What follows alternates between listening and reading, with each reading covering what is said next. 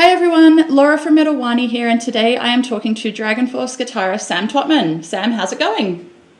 Yeah, hi, not too bad, thanks. Well, actually, that's a lie. I'm very hungover, but I'll survive somehow. Beauty.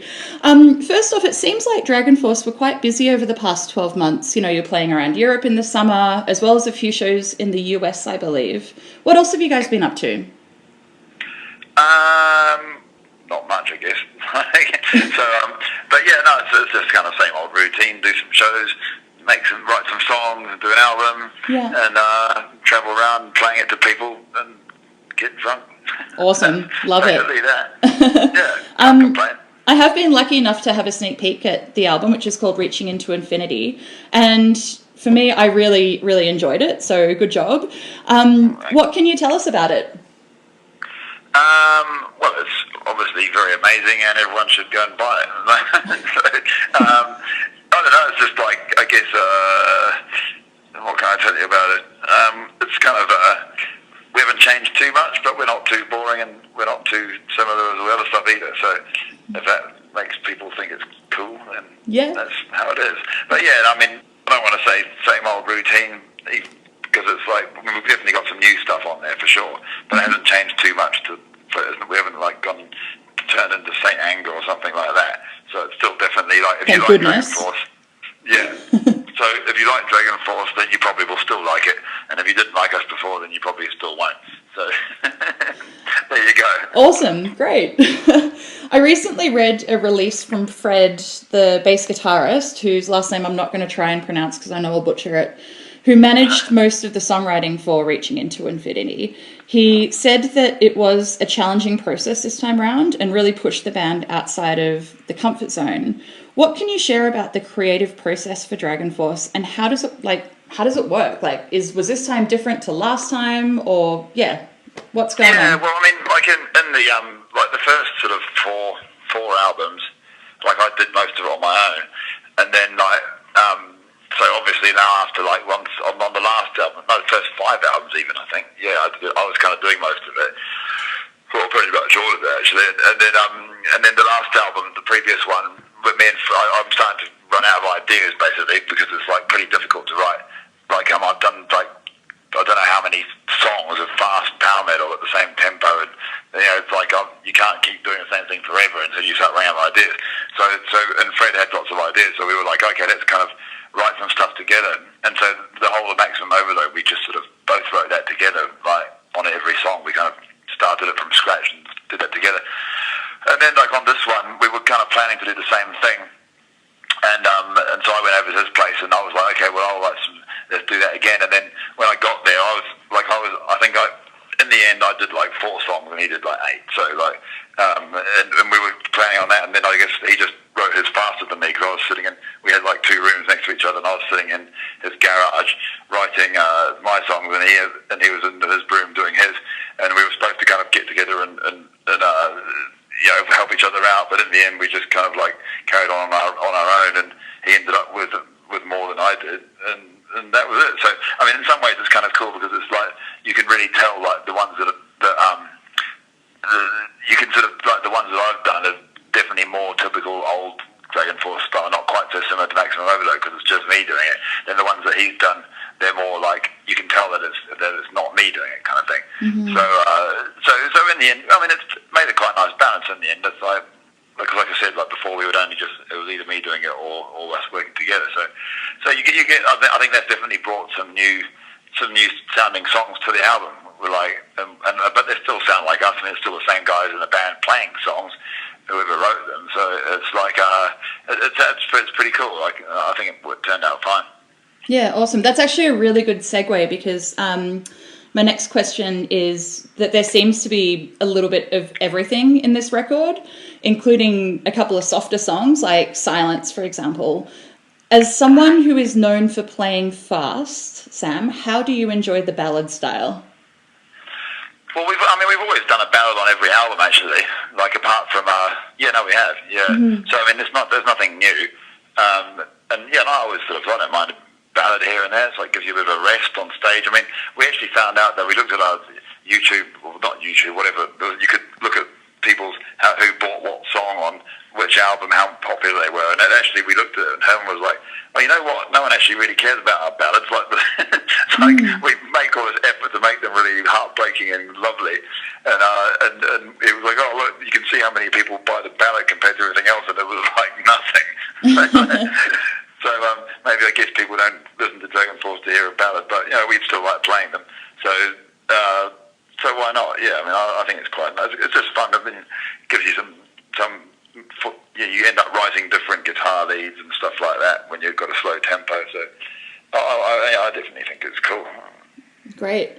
There is one song on this album that actually really surprised me when I first heard it, and I had to do a double take to make sure that it was you guys. And that song is Edge of the World. Can you share a little bit more about this song and why it's so different?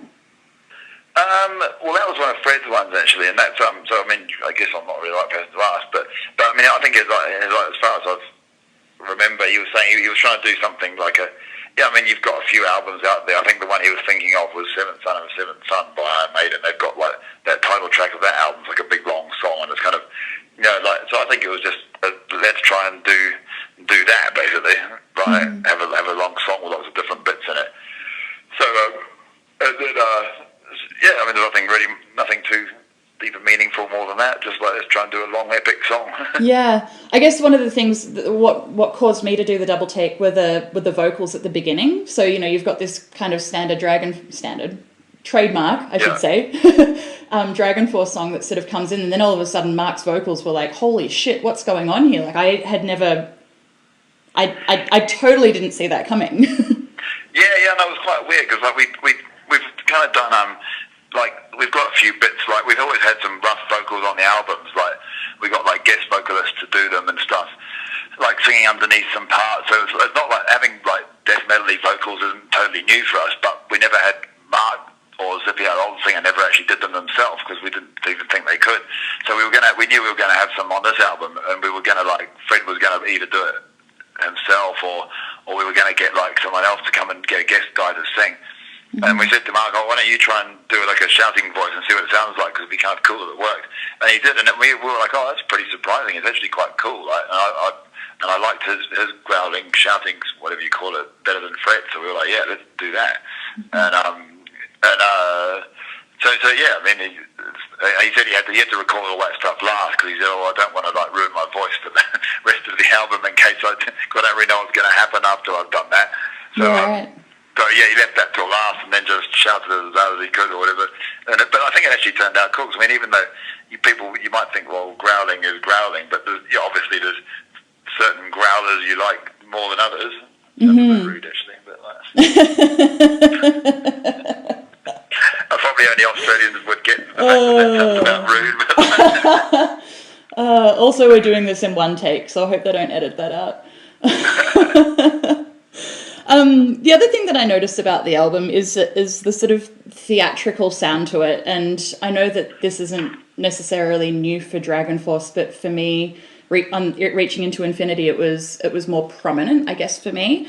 One of the songs that that comes to mind is Ashes of the Dawn, is one of the tracks where it sort of feels like, you know, you could almost throw the jazz hands out and almost be on stage in the theatre, like sort of singing it and dancing to it and whatever else. Did you, was that intentional, or was that sort of more of an organic kind of thing? No, I mean, everything just kind of, it's funny because most songs you don't really, I mean, I don't know about for other people, but I mean, I don't really write something with a sort of big concept in mind so much. I just kind of write some, I start off with some, I start off with the vocal parts usually, so I'm like, okay, well, this is going to be a song at this speed. Here's the verse, it kind of goes like this, and then the chorus is going to be happy or it's going to be sad or whatever. And I just kind of write some stuff and stick it all together, and then everyone else puts their touch on it. You know, like Vadim will come along and play his keyboards on it.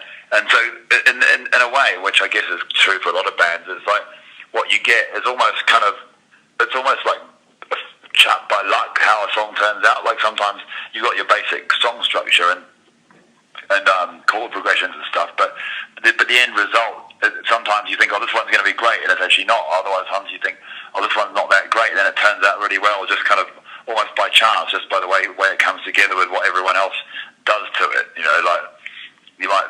So I think there's not. I don't think any of this music is really too sort of thought out and planned. We just kind of like do what we think sounds good. Like if I played some section on the guitar, and Vadim might think, well, I think I'll. We don't really sort of. Everyone pretty much does what they want, and then unless it's really sucks or something, which is. But just kind of everyone just does their own thing on top of the basic song, and that's how it turns out. Is however it happens to turn out. Mm-hmm. Yeah, it's cool that you've got that sort of intuitive process down pat, right? Like you guys know each other so well. Yeah. Yeah. Awesome. So going back in time a little bit, a few years ago you were interviewed on Banger Film's Metal Evolution on the Power Metal episode. You said, you said that you'd seen different groups cover one particular Dragonforce song that you're known for quite well. And the thing that I really liked about that interview was that, you'd seen that song covered in a few really different and creative ways. How does it feel to inspire this kind of creativity in others? I think it's nice, yeah. I mean, anything that makes you realise that people like your music is always nice, just like someone telling you that you, look nice, I guess, which doesn't happen very often, but you look nice, Sam. I mean, well, thank you very much. But yeah, I mean, it's just a good. It just feels good, If you think people like your music, it's always that's kind of a nice feeling to get. And I guess people covering it means they obviously like it enough to do that. Mm-hmm. So yeah, it's just kind of another cool thing to see. In some of my research for this this interview today, I was on the old YouTube and having a look, and there's this one video of a girl just killing that song, and she couldn't have been more than 15 years old. Back in... on the guitar, yeah. Like, when that came out, everyone sent it to me, and they were like, have you seen this? And I was like, yes, about 20 people have already sent me today. I know, but, I mean... But it was pretty good, I'll give it that, for sure. Yeah, it's just such a cool thing to be able to inspire in others, so good on you. Yeah. What are the band's plans for 2017? Can we expect to see you here in Canada anytime soon? Yeah, hopefully. Well, actually, my best friend's moving to... Well, not my best friend, that sounds a bit silly, but one of my good friends is moving to Calgary, so... Oh, really? She's like, you better come play here. You better tell him to bring a coat. It gets pretty cold.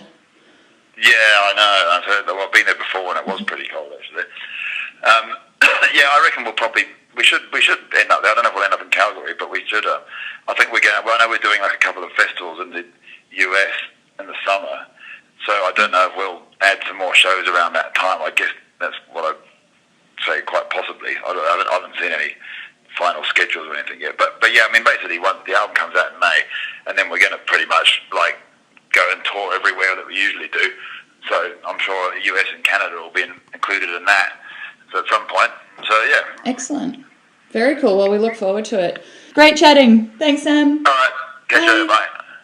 Okay, friends, there you have it. Reaching into Infinity will be released on May 19th. For more information, go check out www.dragonforce.com. Thanks very much.